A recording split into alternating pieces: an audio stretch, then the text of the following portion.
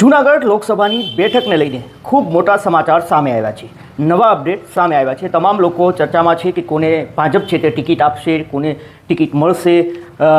તે મુદ્દે હવે એક નવા અપડેટ સામે આવ્યા છે. મોટા સમાચાર કહી શકાય છે, કારણ કે આ મુદ્દે CR પાટીલ અને અમિત શાહ સાથે પણ બીજેપી નેતાઓની વાત થઈ છે અને આ નેતાઓના જે બીજેપી નેતાઓ છે તેના અમુક સૂત્રો છે તેની અંદરથી અમારા સુધી આ જાણકારી પહોંચી છે. તો અમને લાગ્યું કે આ જાણકારી તમારા સુધી પહોંચાડીએ. વિડીયોની શરૂઆત કરીએ તે પહેલાં 30 સેકન્ડ શિક્ષણ વિશે વાત કરી લઈએ.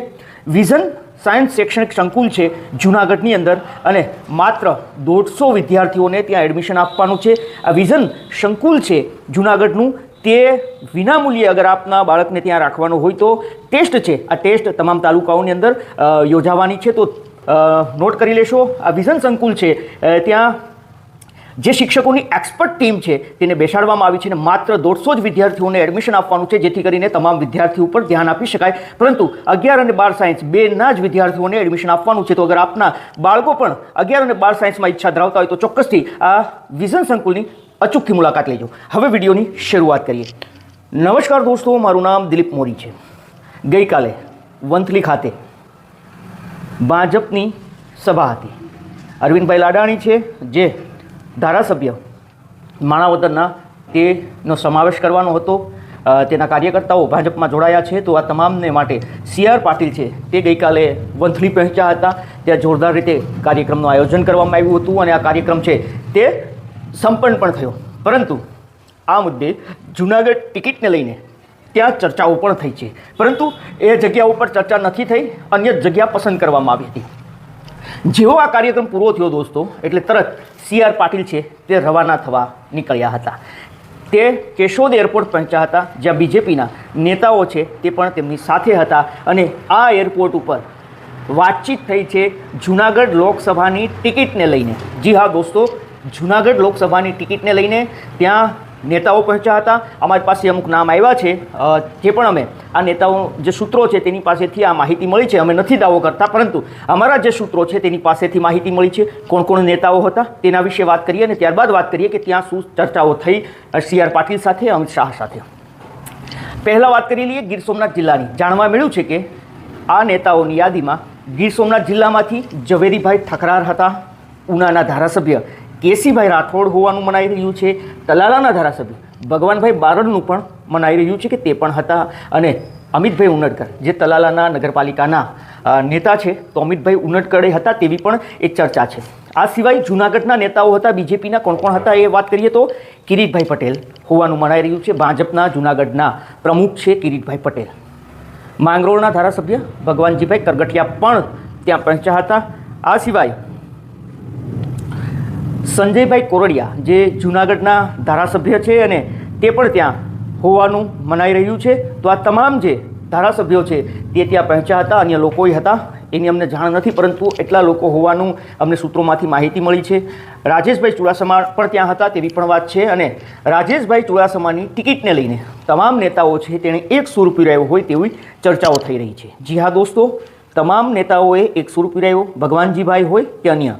તેમનું કહેવું છે કે રાજેશભાઈ ચુડાસમાને જૂનાગઢની ટિકિટ આપવામાં આવે. CR પાટીલને જ્યારે આ રજૂઆત કરવામાં આવી ત્યારે બે વાતો સામે આવી છે. પહેલું એ કે CR પાટીલની પહેલી વાત એ સામે આવી છે, સૂત્રોમાંથી જાણવા મળ્યું છે કે CR પાટીલે કહ્યું છે કે ઠીક છે, હું જોઉં છું અને અમિતભાઈ શાહ સાથે પણ આપ તમામ છે તે વાત કરી લો. આવી એક વાત આવી.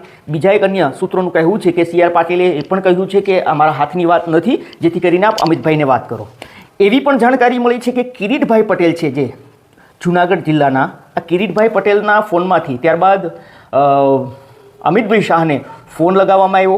કિરીટભાઈ પટેલે આ મુદ્દે વાત કરી અમિતભાઈ શાહ સાથે અને ત્યારબાદ એ ફોન છે તે ઝવેરીભાઈએ ને આપવામાં આવ્યો. મતલબ ઝવેરીભાઈએ ત્યારબાદ વાત કરી હોવાનું મનાઈ રહ્યું છે. અને ઝવેરીભાઈ અને તમામ ઝવેરીભાઈનું કહેવું હતું કે અમે તમામ જે નેતાઓ છે, ધારાસભ્યો છે તે રાજેશભાઈને ટિકિટ મળે તે હેતુથી આપની સાથે વાત કરીએ છીએ. એટલું જ નહીં, રાજેશભાઈનો જે સામાજિક મુદ્દો હતો, જે પ્રશ્ન હતો કેસને લઈને, તે પણ ક્યાંક તેમાં પણ સમાધાનની પ્રક્રિયાને લઈને આ ચર્ચાઓ થઈ છે. અને એવું કહેવામાં આવ્યું છે કે રાજેશભાઈને હવે ટિકિટ આપવામાં આવે, આવું અમિત શાહને કહેવામાં આવ્યું છે, એવું જાણવા મળ્યું છે.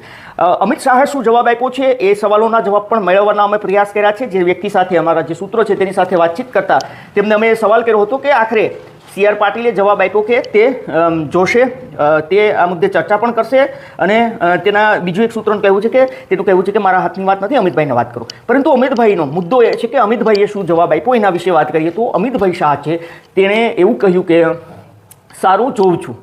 મતલબ અમને જે જાણકારી મળી છે તેમાં એટલો જ જવાબ અમને મળ્યો છે કે સારું જોઉં છું. અન્ય કોઈ ચર્ચાઓ થઈ છે કે કેમ એ મુદ્દે અમને જાણ નથી, પરંતુ અમારા સુધી આ એટલી ખબર પહોંચી કે રાજેશભાઈની ટિકિટને લઈને તમામ ધારાસભ્યો છે તેણે એક સૂરમાં ટિકિટની માગણી કરી છે.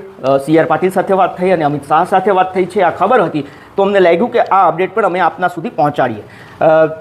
હવે કોને ટિકિટ આપશે એ હજુ સુધી બહાર નથી આવ્યું, પરંતુ ક્યાંક ને ક્યાંક રાજેશ ચુડાસમાની ટિકિટને લઈને આ જિલ્લો હોય કે જૂનાગઢ જિલ્લો હોય, મતલબ કે આખી લોકસભાના બેઠકના જે પણ નેતાઓ છે તે ક્યાંક ને ક્યાંક રાજેશ ચુડાસમાને ટિકિટ મળે તેવા સૂર પુરાવતા હોય તેવું આ વાત ઉપરથી જાણવા મળ્યું છે. જો કે અમે ફરી એક વખત કહીએ છીએ, અમે કોઈ દાવો નથી કરતા, આ માત્ર અમારા જે સૂત્રો છે તેની પાસેથી માહિતી મળી છે અને ત્યાં આ નેતાઓ હતા તેમનું કહેવું છે કે તેમની સી.આર. પાટીલ અને ત્યારબાદ અમિત શાહ સાથે વાત થઈ છે તેવું આ સૂત્રોનું કહેવું છે.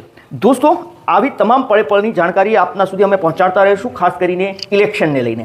અને ઇલેક્શન હોય કે વોટિંગ હોય કે પછી તેનું રિઝલ્ટ હોય, આપને જૂનાગઢ બેઠકની પળે પળની ખબર મળતી રહેશે. એટલું જ નહીં, રાજ્યની અન્ય બેઠકોની પણ આપને ખબરો પળે પળની મળતી રહેશે. તો આપ અગર અમારી સાથે જોડાયેલા ના હોય તો જરૂરથી અમારી ચેનલને સબસ્ક્રાઈબ કરી લેજો.